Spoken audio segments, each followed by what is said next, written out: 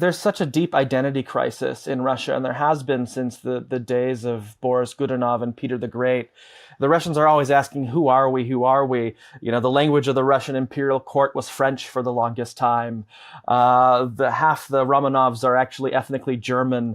They're trying to kind of like figure out who they are. And the Ukrainians who've worked the land, kind of had everything they've ever needed to live, not much more, not much less, have kind of stood in the way of that and been very confident in who they are and what they represent and what they want and what they need. And it's very much also conflict on identity. You know, Vladimir Putin has said, like many of kind of Russian leaders past, that Ukraine is a fundamental part of Russia, although Ukrainians do not believe that Russia is a part of Ukraine.